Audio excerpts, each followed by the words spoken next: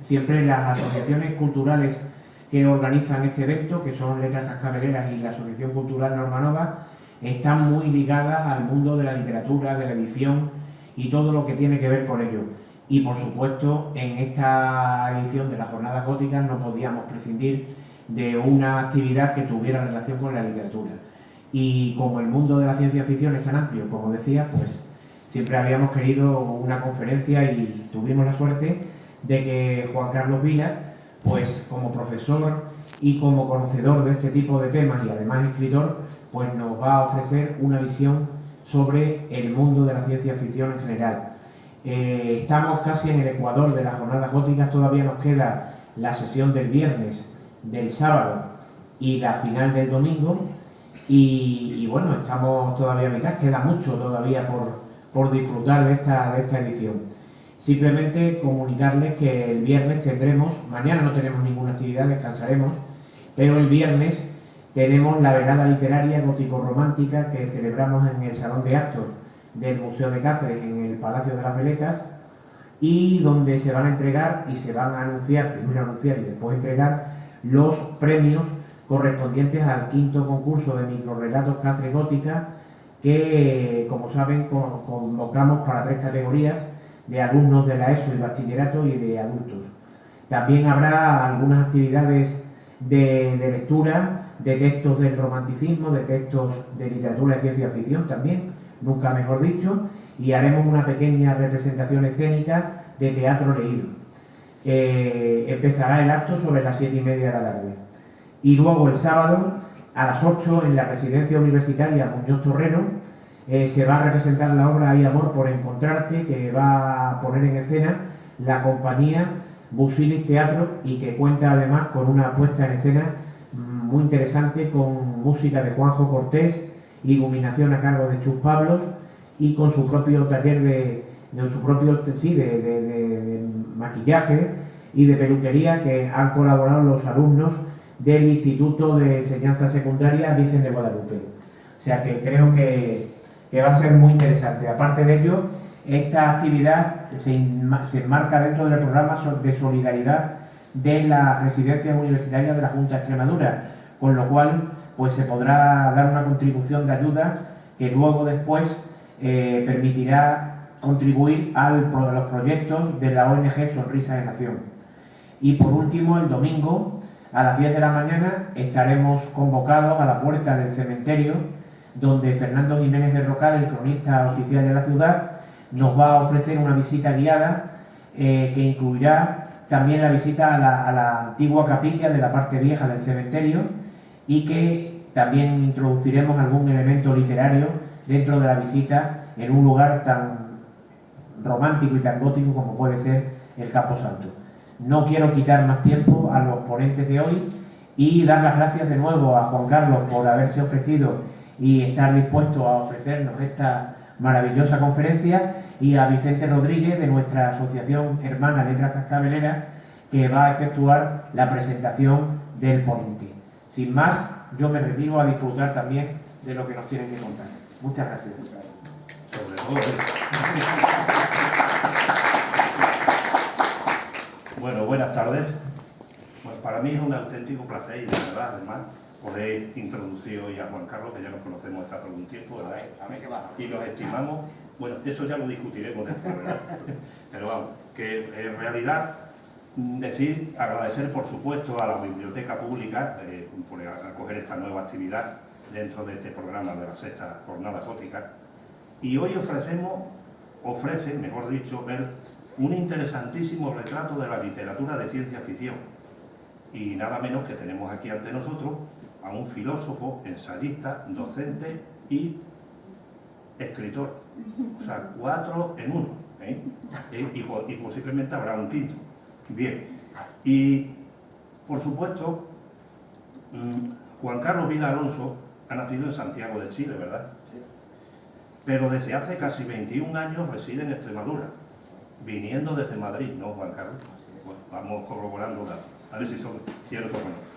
Podemos decir, después de tantos años de estancia en nuestra tierra, amigo Juan Carlos, que eres uno de los nuestros, sin lugar a dudas, más por la cantidad de actividades y de acciones que has desarrollado ya aquí. Licenciado en Filosofía y máster en Ética por la Universidad Nacional de Educación a Distancia, lo cual dice de él que es un luchador tenaz, un estudioso extraordinario y con una fuerza de voluntad enorme. Pues yo personalmente sé por experiencia lo que es estudiar en este medio. ¿Sí? La educación y la libertad han sido dos constantes en su vida y en su obra personal, también como escritor. Así es, ¿verdad, Carlos? Entre sus obras publicadas podemos citar la biografía de Charles Péguy o Péguy. Péguy, ¿verdad? Sí. Vale, tenía alguna. Filósofo, poeta y ensayista francés, considerado uno de los principales escritores católicos modernos, Persona y Democracia y Péguy y Lambert en Mounier, dentro o fuera de la escuela, en colaboración con Félix y Gracia Morillón, ¿verdad? En Otra educación es posible, Familia y educación en libertad, en la familia siempre, desafíos y esperanza, Péguy présence dans le monde hispanophone, la pensée politique de Charles Péguy. Juan Carlos, no domino muy bien el francés, pero digo, bueno, tengo un experto, ¿no? Ha salido muy bien.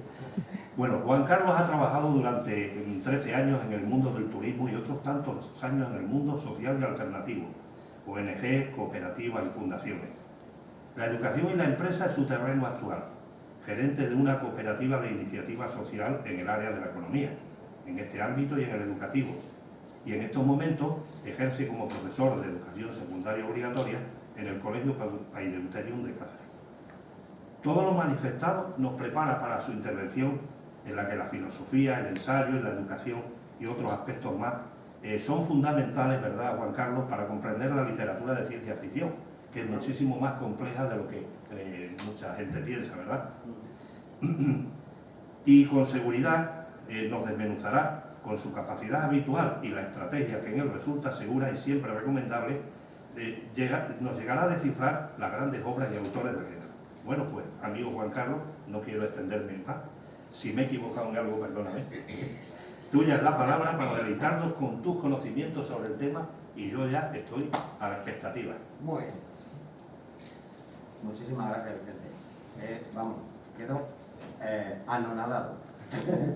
Salvo que lo de gerente de la cooperativa, que ya no lo soy, hace unos años, desde que empecé ya de forma continua en el PADU, el resto es todo exacto, incluso los títulos de los libros. Yo me voy a quitar la mascarilla para hablar. Sí, mucho más cómodo. Aunque la mascarilla era parte del atrezo, o eso parecía.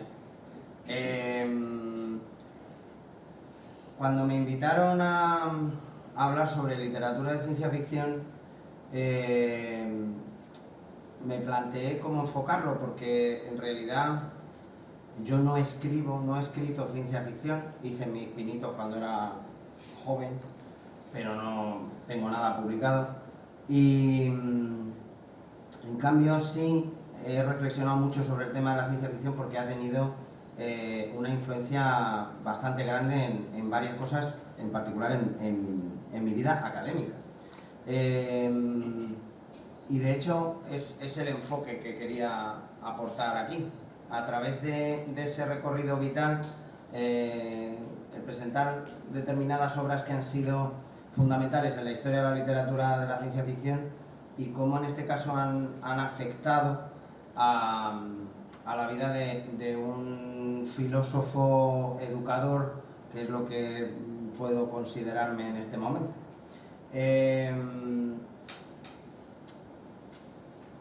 Hay un pequeño inconveniente a la hora de hablar de la literatura de la ciencia ficción, y por un defecto profesional que mezcla la filosofía y la filología, me gusta aclarar siempre, que es el tema de las palabras utilizadas. Literatura de ciencia ficción es una de las posibles terminologías que hay para este tipo de género. Se la llama literatura fantástica, se la llama literatura de avance científico. Hay varias denominaciones posibles, pero es en los años 30, Hugo Gernsback, en Amazing Stories, que es una de las revistas clave del género, acuñó el término de ciencia ficción y lo empezó a utilizar de forma continuada y se convirtió en la denominación más habitual. Pero muchos de los escritores, de los grandes escritores y escritoras de ciencia ficción, que afortunadamente ha habido escritoras también, que no es tan habitual en otros géneros, han utilizado el de avance o especulación científica. ¿Por qué? Pues porque sus obras estaban basadas fundamentalmente en detalles científicos que tenían que ver o con sus propias investigaciones o con intereses en investigaciones científicas concretas. Cuando se habla de grandes nombres como Ursula K. Le Guin o Asimov o Arthur C. Clarke o gente por el estilo, hablamos de científicos que en muchos casos habían abandonado una profesión de químico, biólogo o cualquier otro parecido por el éxito que tuvieron escribiendo, pero inicialmente o en la base eran científicos y presentaban un tipo de literatura que se basaba siempre en presupuestos de avances científicos que aún no habían conseguido hacerse realidad. Como veis, básicamente era hacer lo mismo que ya hizo Julio Verne antes, o H.G. Wells, que ambos eran de formación científica, aunque más autodidacta, y que habían hecho grandes predicciones en sus obras, que eran de una literatura más gótica, más romántica, pero que hacía grandes predicciones en lo que se refiere a las expectativas que había con la humanidad. Estos otros científicos, que son sobre todo escritores y escritoras que van a hacerlo durante la parte central del siglo XX,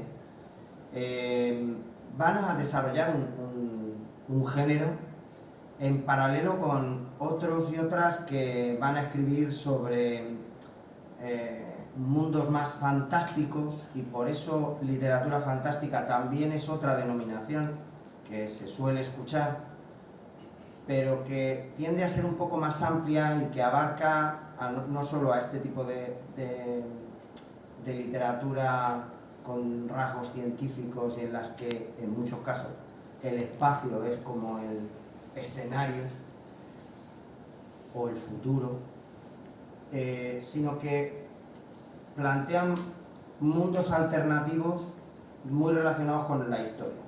Estoy hablando pues del Señor de los Anillos o todas las posibles alternativas, ¿no? C.S. Lewis o Tolkien, cualquiera de ellos escribió literatura fantástica, pero lo hacían con una manera tan histórica que en algunos casos podría tomarse prácticamente como un género de literatura histórica, más que de fantasía. A todo esto luego vienen épocas como la pulp, que se suele llamar, que es la época ya de los finales del siglo XX, en la que van a aparecer otros tipos de denominaciones con el género pulp, que muchos se han centrado ya en la existencia de zombies y cosas por el estilo. El mundo de los zombies está muy desarrollado por hoy, no solamente en la literatura, sino en el soporte colateral al que me voy a referir durante todo el rato, porque ha sido fundamental el cine en el desarrollo de la literatura de ciencia ficción, porque en algunos casos memorables los libros han sido posteriores a los guiones. Inicialmente eran guiones y posteriormente se convirtieron en novelas, lo cual es algo muy interesante porque no es habitual. Yo llego a la literatura de ciencia ficción un poco por casualidad. Tenía 13 años, se acercaba el verano, había tenido un final de curso un poco estrepitoso porque un primo un poco menor que yo me contagió la varicela, y una mala definición de lo que me estaba pasando llevó a que me pusieran antibióticos y desarrollé una alergia a las penicilinas simultánea a la varicela.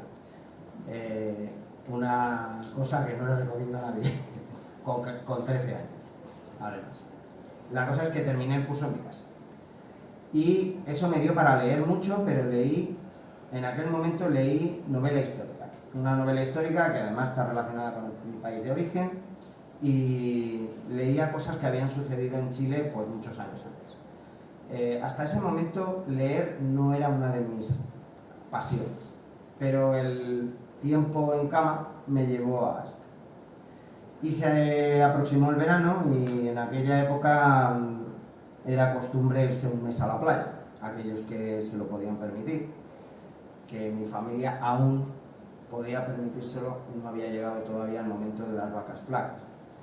Nos fuimos a la playa, como todos los años, y para ello, en vista de que ya me había acabado lo que tenía de lectura hasta ese momento, y no iba a poder bañarme por el problema de la varicela, así que preveía mucho tiempo de aburrimiento, pensé que era bueno llevarme un libro. Un libro. Inocente de mí, busqué en la biblioteca, digamos, en las estanterías de mi padre, y encontré un libro que había visto desde que era pequeño. Era la edición de la colección RTVE, una colección de los años primeros 70, finales de los 60, de 1984 de Oxford. Lo ojeé y saqué la conclusión de que era suficiente para un mes. 3 días. Hice una mala predicción, no acerté demasiado con el tiempo que iba, no solo el tiempo que iba a tener, sino lo apasionante de la lectura. Y ese error me llevó a descubrir la literatura de ciencia ficción más clásica del siglo XX, me refiero. Justo debajo del piso donde estábamos pasando el mes había pues la típica tienda que es de muchas cosas, en Tabernes de la Valdigna, pero en Tabernes Playa, y era una tienda de productos de playa, pero que vendía prensa y libros, 2 cosas que la gente cuando está aburrida suele utilizar. Y bueno, allí había una estantería, había un aparador de estos giratorios con muchos libros de la entonces y ya difunta Bruguera, que había sacado una colección, que llevaba sacándola ya 4 o 5 años y que siguió unos cuantos más, de cuentos de ciencia ficción que iban seriados por números, pero yo me fijé en 2 libros con unas portadas muy llamativas, negros, que eran de Martínez Roca, otra editorial que antes de perecer engullida por otros, tenía una colección de ciencia ficción magnífica, y que había traducido y publicado una edición especial de la edad de oro de la ciencia ficción que había publicado Isaac Asimov, que la introducía y hacía comentarios a cada cuento. Es un verdadero tesoro bibliográfico porque la verdad es que hace un recorrido en aquellos 2 tomazos, eran bastante gruesos, de los cuentos de los años 30. Claro, era una ciencia ficción apasionante, eran autores y autoras escribiendo sobre cómo imaginaban la vida en el espacio, cómo imaginaban mundos optativos, opcionales a y que a uno le metían en una gran diversidad de situaciones apasionantes. Y recuerdo que aparte de esos 2 libros cayeron un par de ellos más. A mi vuelta, aún con 13 años, yo iba un poquito adelantado en el colegio, entré en segundo de BUP ese año, a punto de cumplir los 14. Segundo de BUP, traduzco para alguna, al menos, era séptimo, no, sexto, séptimo, octavo. O sea, perdón, he hecho la traducción al revés. Era tercero, primero de bachillerato, ¿no? Tercero de la ESO. Tercero, cuarto de la ESO, cuarto de ESO, ¿vale? O sea, casi... cuarto de ESO, sí, eso. La situación me puso en seguir leyendo, no me gustaba nada lo que me estaban mandando en el colegio. Yo como profesor de lengua procuro evitar, recordando eso, procuro evitar la obligatoriedad de lecturas. Al final, en realidad, estoy obligando a leer, pero no necesariamente a leer libros excesivamente cerrados en cuanto a sus títulos. Y es por huir de aquello mismo que viví yo, que me alejó durante años de libros fantásticos, pero que por otro lado me aproximó a otras lecturas que luego tuvieron su influencia.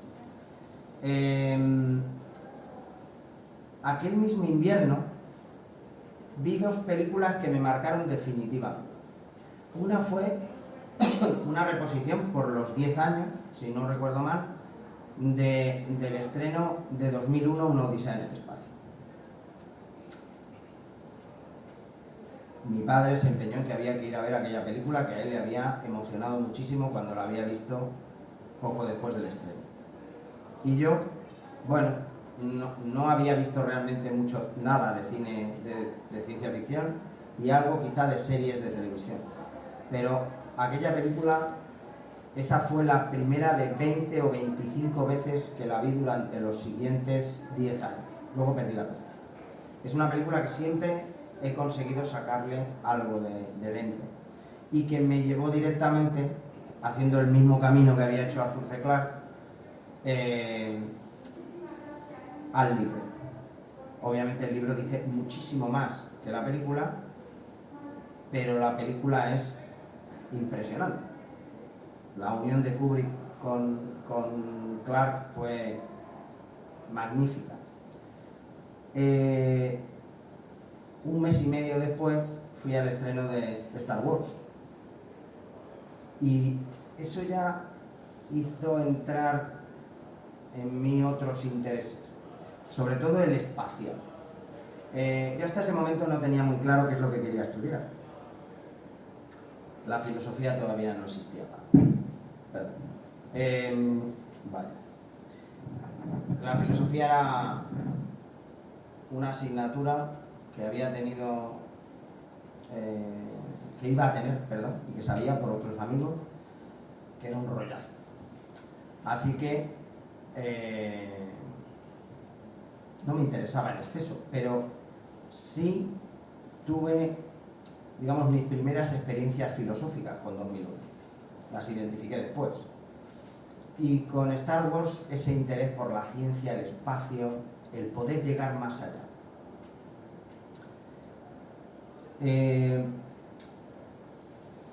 Durante ese año posterior, entre los 14 y los 15, seguí leyendo ciencia ficción cada vez, o sea, sobre todo los libros de Arthur C. Clarke, que me llamaron mucho la atención, Cita con Rama, una serie de libros que me parecieron apasionantes. Después fue sustituido por Isaac Asimov, que ya en sus novelas más modernas, porque lo que había leído habían sido primero sus cuentos más antiguos,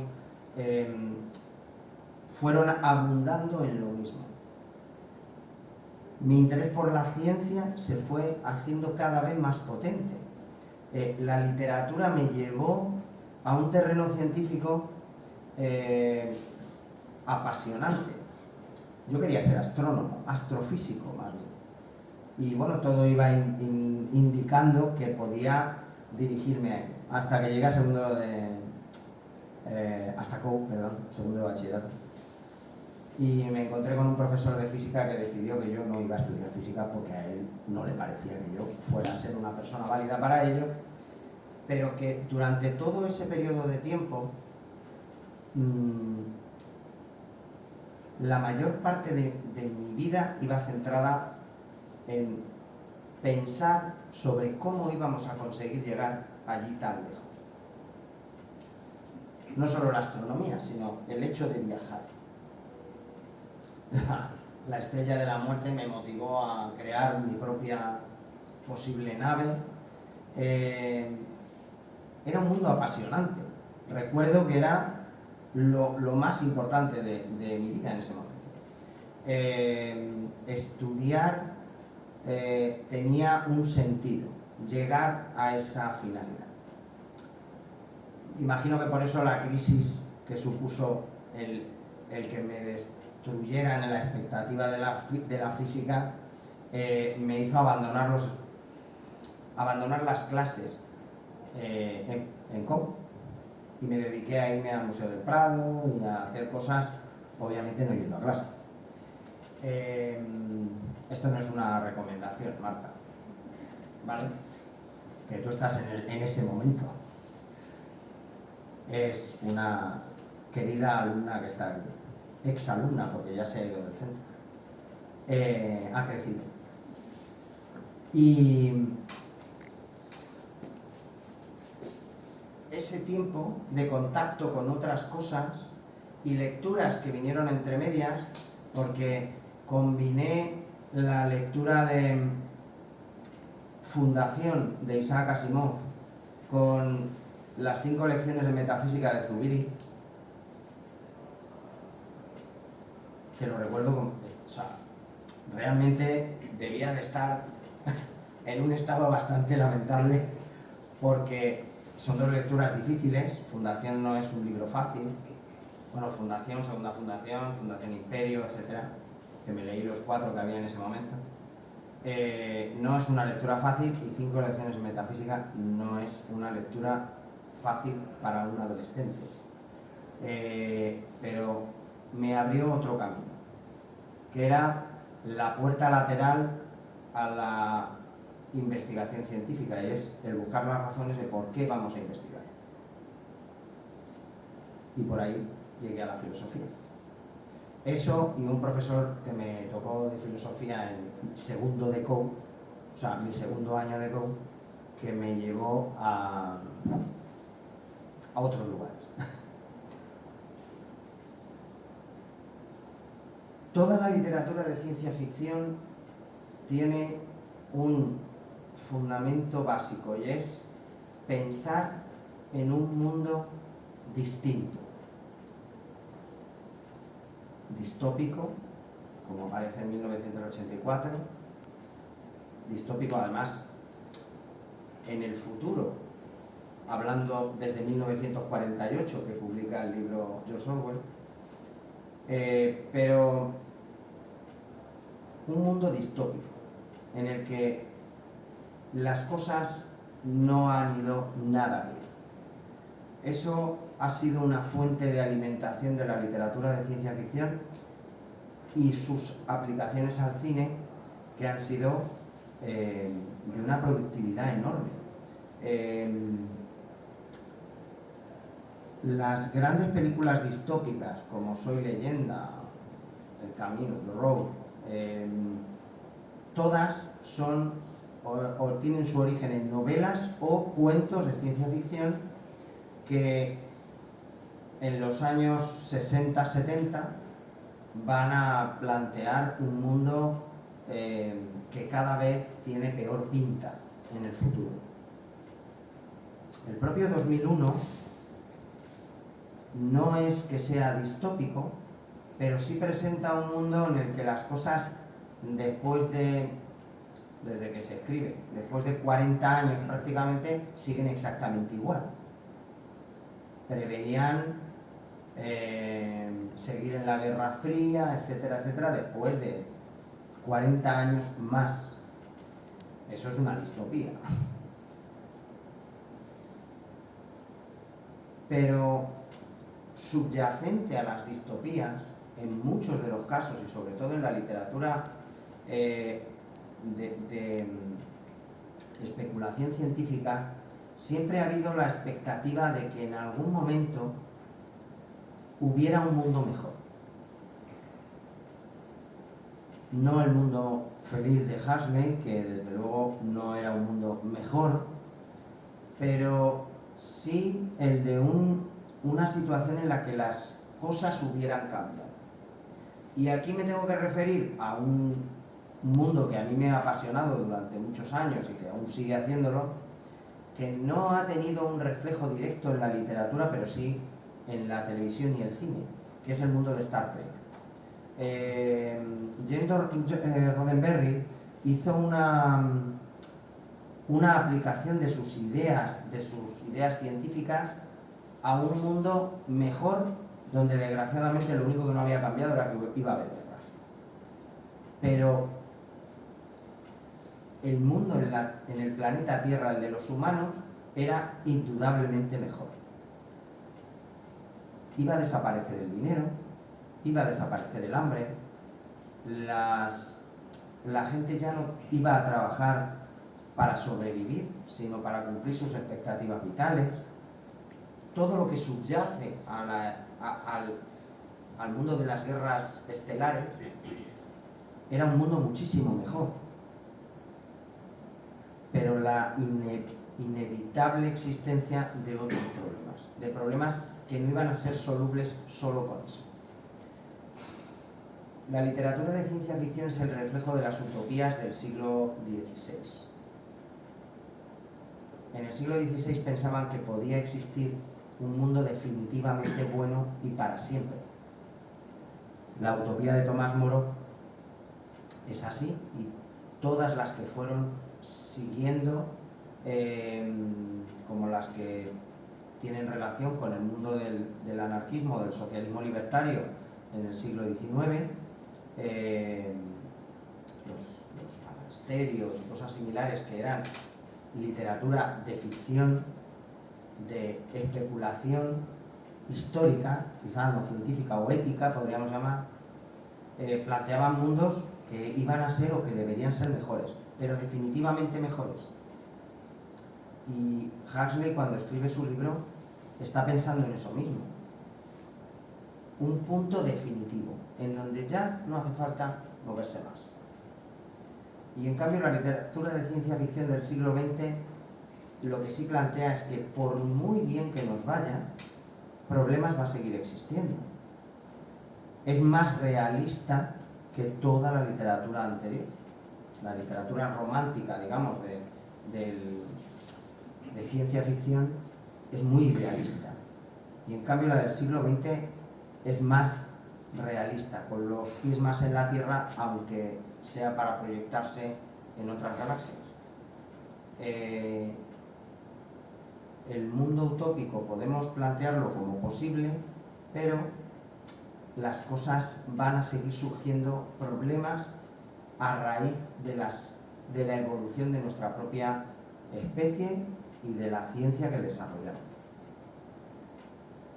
Y eso me sorprende mucho en un mundo que está viviendo una época, por cierto, muy mala para la literatura de ciencia ficción, que se ha centrado básicamente en zombies y cosas similares, y que ha abandonado esas expectativas, porque en realidad lo que se ha encontrado es que la ciencia ha llegado a su culmen. Todos vivimos con una idea de que la ciencia lo sabe todo y lo va a terminar descubriendo y solucionando todo. Cosa que en los años 60, aunque era una expectativa posible, precisamente en la muestra que presenta la literatura de ciencia ficción, es siempre lo contrario. Por muchos avances que realicemos científicos, siempre nos vamos a encontrar con problemas. Problemas por resolver, situaciones por solucionar, problemas éticos que surgen con cada paso que damos.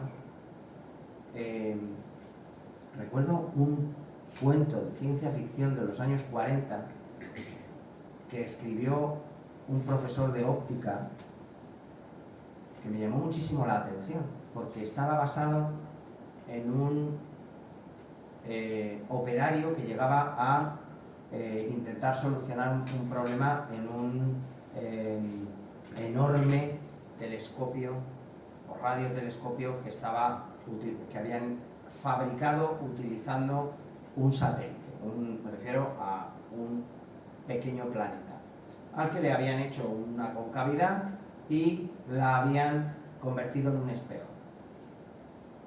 Todo el cuento transcurre en el infinito e inevitable viaje que va a hacer este señor,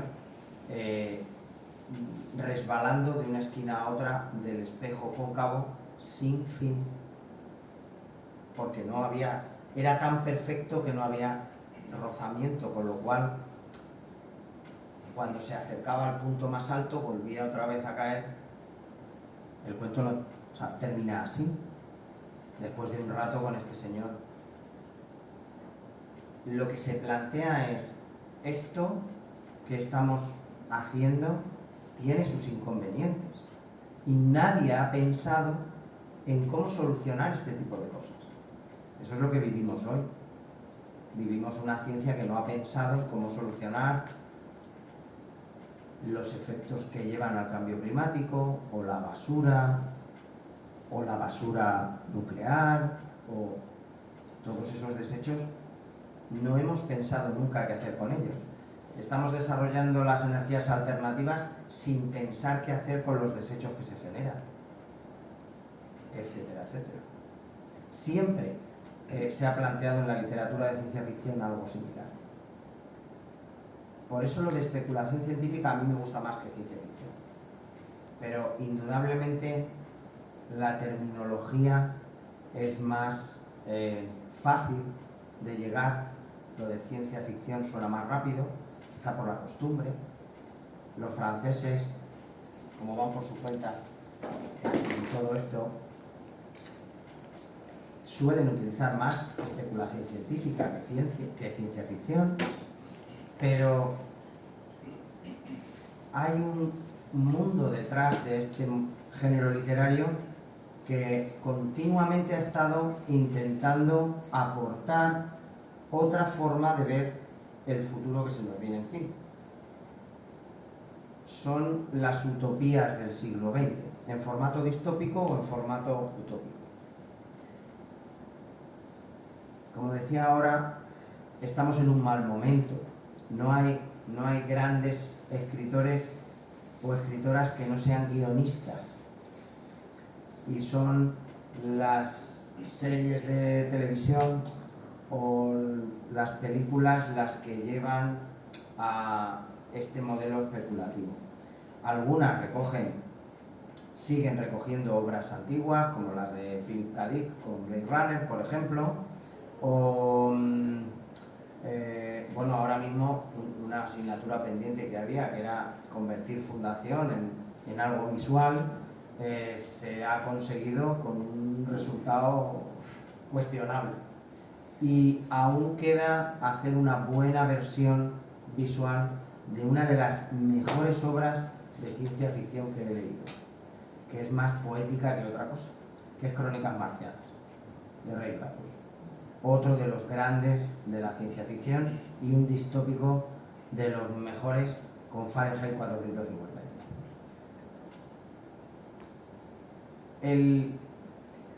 El modelo, digamos, que estamos siguiendo va dirigido más a la imagen. Y probablemente la forma de recuperar sea ahondando más en la narración breve.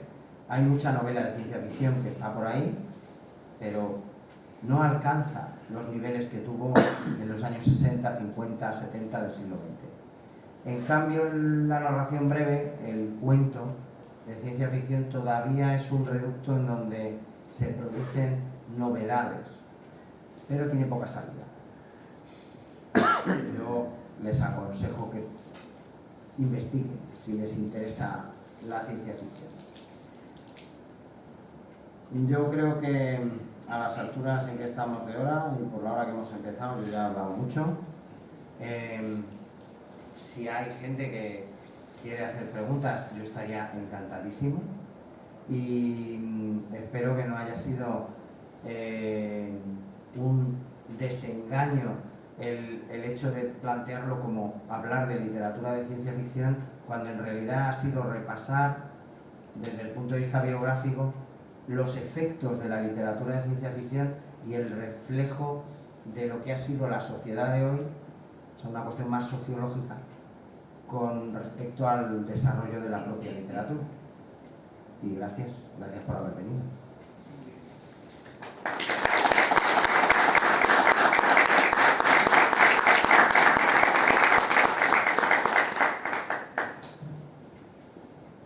Si alguien quiere hacer alguna pregunta, alguna puntualización, muy bien, venga. Hola, mira, mi nombre es Vega, también soy profesora de gremio aquí en Cáceres. Y bueno, a mí lo que, bueno, todo lo que has dicho, evidentemente estoy de acuerdo contigo, lo que has aportado y con grandes libros.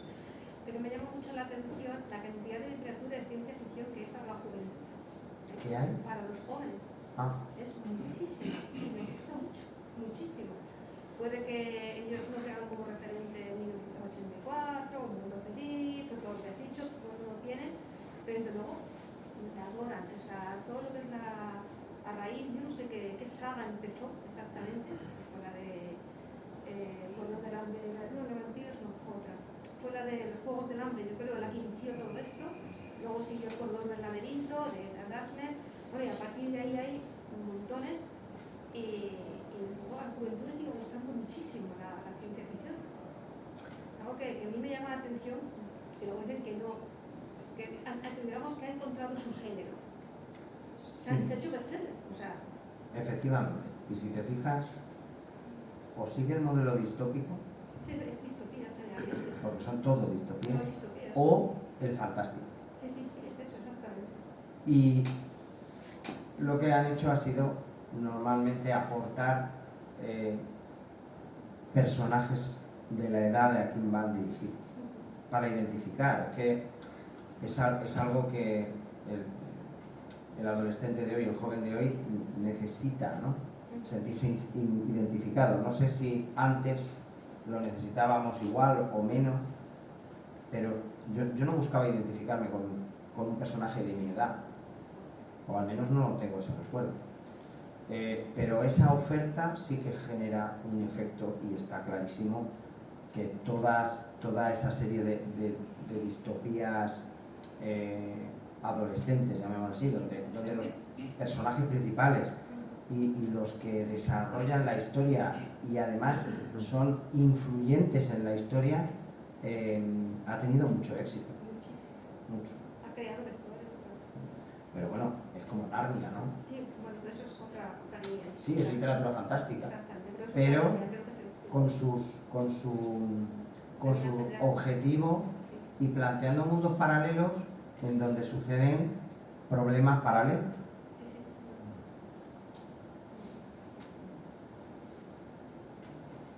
Yo quería comentar una cosa, preguntar por curiosidad.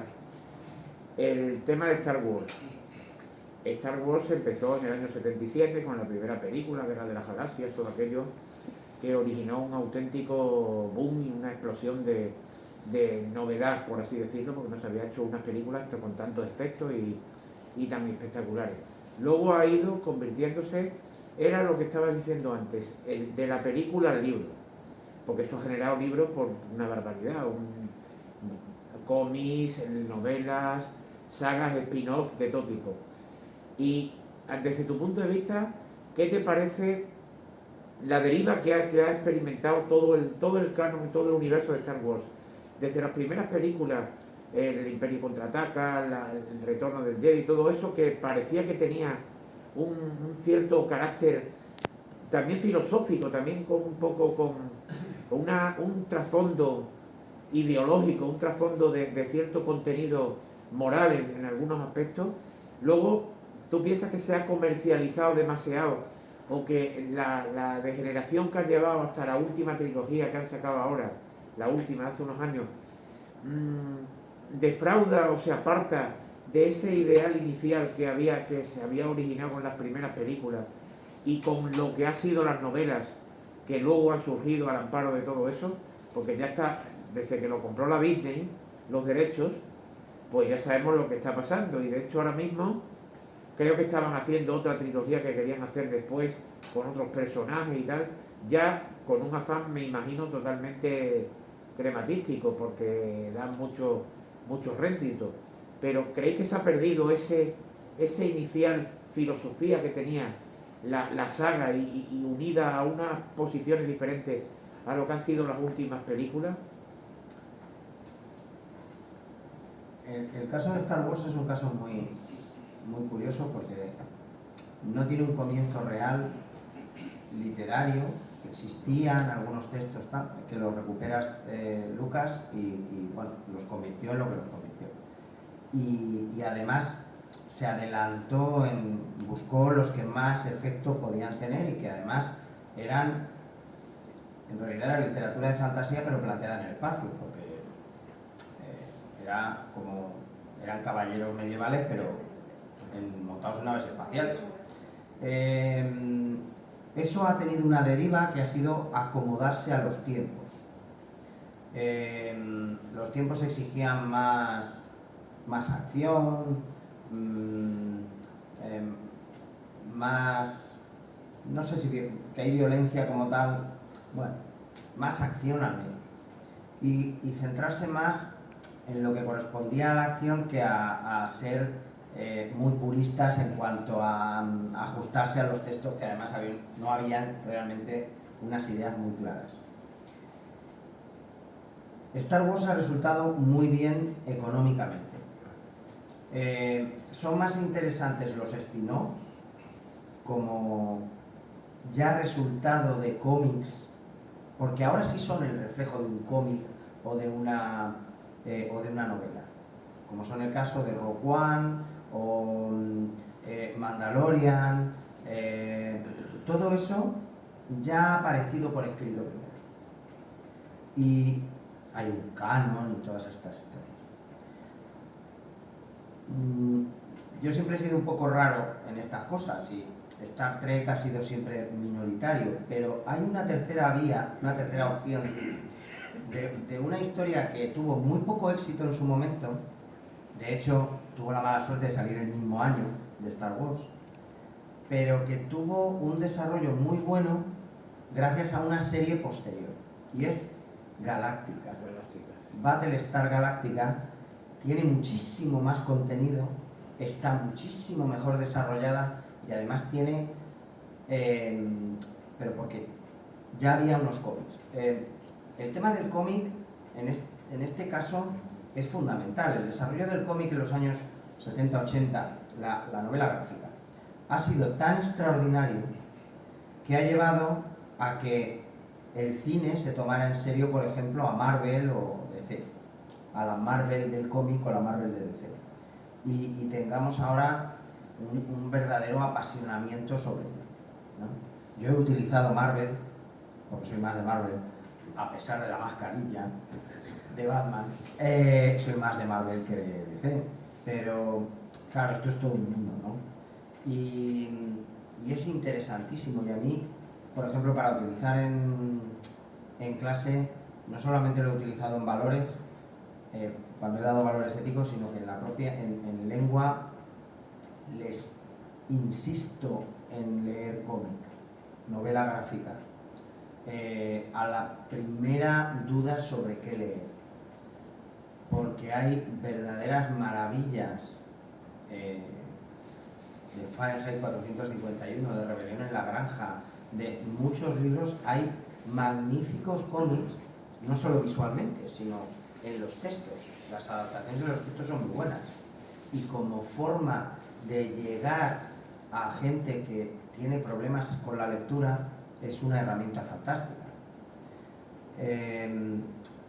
Battlestar Galáctica es muchísimo más violenta y desagradable, ¿no?, que Star Wars.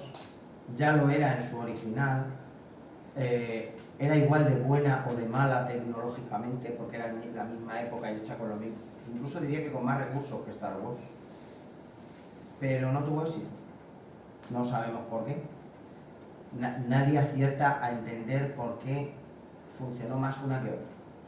Pero la versión posterior, la del siglo XXI, en formato serie, es muy buena.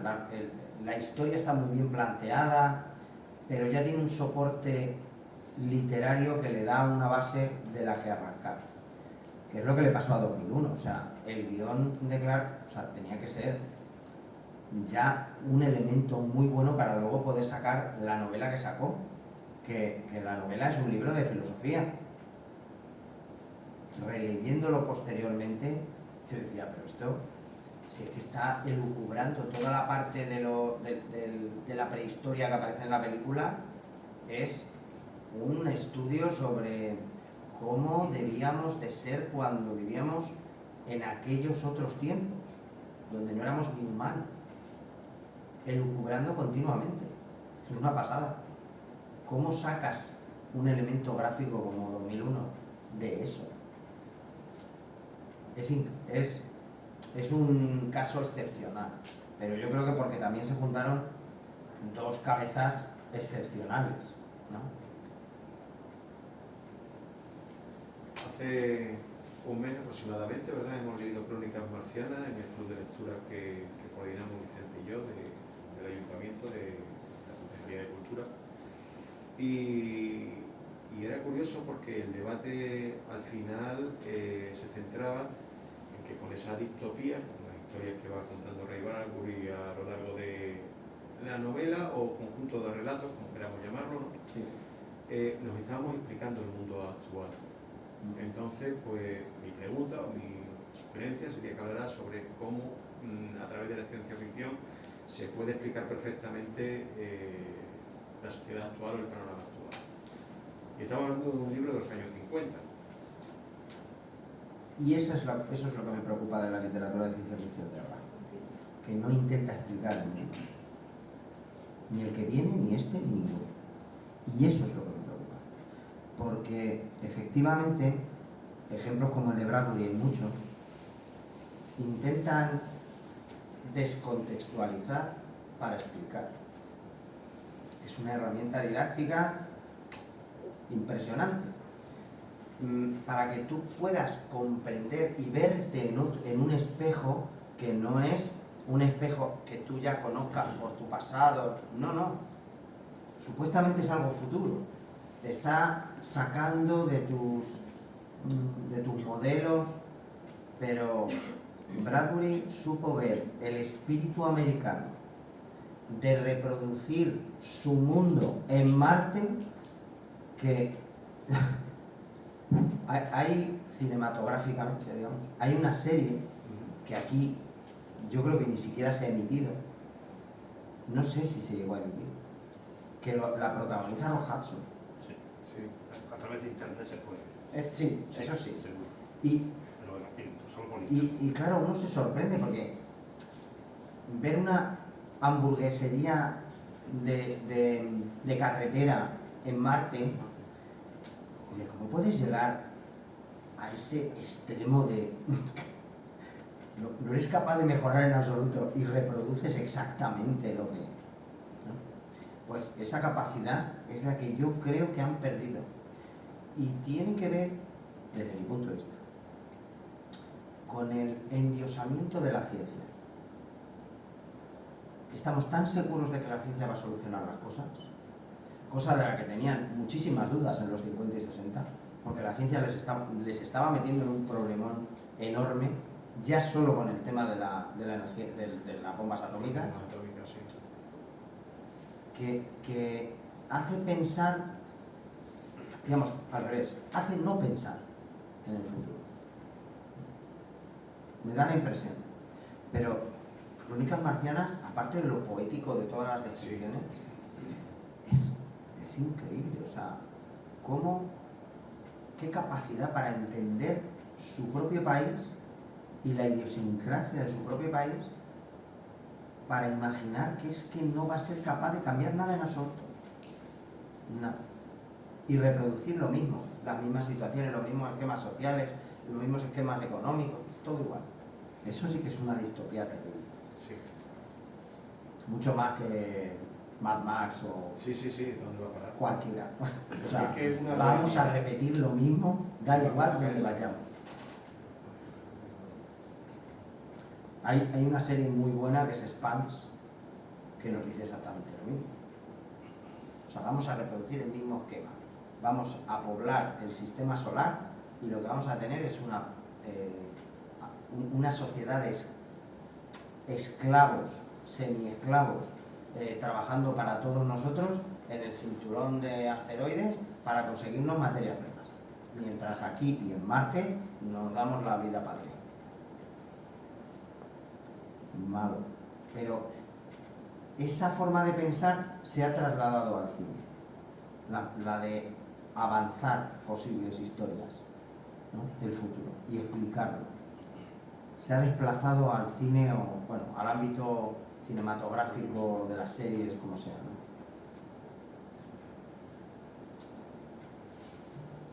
Qué bien. ¿Alguien más? Es súper interesante, más interesante esto que lo que he dicho antes. Sí.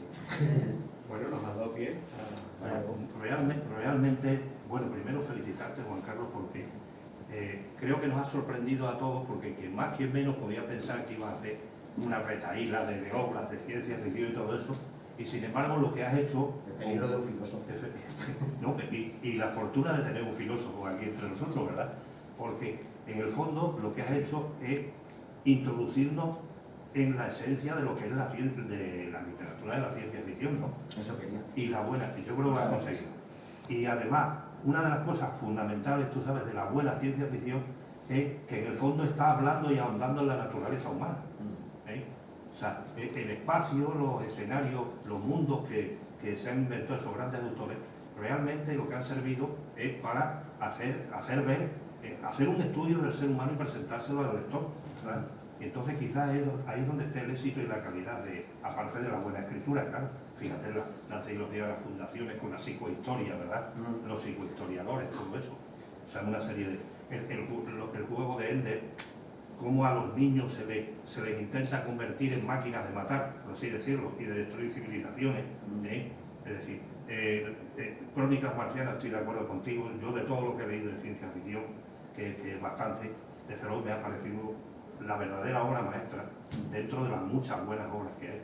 Porque Sí, es que claro. en el fondo está hablando, en ese caso, de la sociedad norteamericana y de los temores que él tenía de la autodestrucción de la sociedad norteamericana y del planeta Tierra, ¿no? Cómo acaba en una guerra nuclear y al final acaban siendo, pues, los únicos habitantes de la Tierra que ya no existen, que están en Marte, y acaban siendo los verdaderos marcianos, por así decirlo. Y cómo nos contrapone esa civilización marciana tan avanzada que ha sido capaz de aunarse con la naturaleza, de vivir de una manera sencilla pero muchísimo más elevada, ¿verdad? Me acuerdo del segundo, del tercer cuento de la pareja esta, ¿verdad? Iril, me parece que se titula Iris o algo así. Esa mujer y ese hombre que dice que tengo que salir a destruir los que vienen porque nos vienen a destruirnos a nosotros y a nuestra forma de vida. En fin, la verdad es que hay verdaderas maravillas en la ciencia, en la literatura de ciencia ficción. Lo mismo que en la literatura gótica, ¿verdad? También hay obras maestras y nos agrada mucho que nos hayas presentado la hondura de la ciencia ficción. Porque lo otro se puede conseguir a través de internet, listados hay muchos, ¿verdad?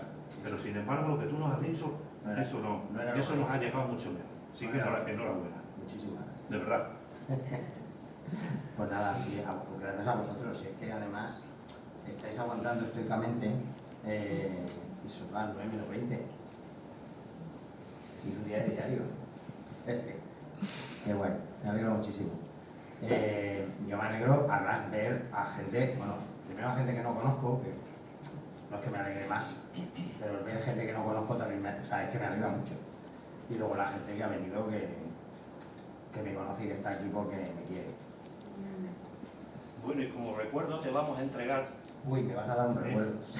Pues te vamos a dar este recuerdo que los grandes compañeros de Normanova han diseñado como recuerdo de tu presencia aquí y de esta sesión tan magnífica que nos ha dado. Muchísimas Que es, ¿cómo se denomina, Jesús? Tú eres uno de los artífices de la No, yo no, pues la artífice es Eli y Miriam, que Sí. son las diseñadoras. Este es el nuevo aulito, ¿no? El aulito, pero el aulito es por el aula de la palabra, pero ese es el modelo que hacemos Que especial. lo explique los gotiquito, autores. el gotiquito. El gotiquito. Finaliza el gotiquito. El Exactamente. Pues te hacemos entrega del aulito. Está el gotiquito. Muchísimas gracias. Está en el interior. Sí, señor. Adivino un monolito, ya que estamos Pues- con 2001. Pero es más avanzado que el de 2001 todavía. Oh, porque es el de la jornada maravilla. gótica. Es con el cartel de la jornada gótica. Claro.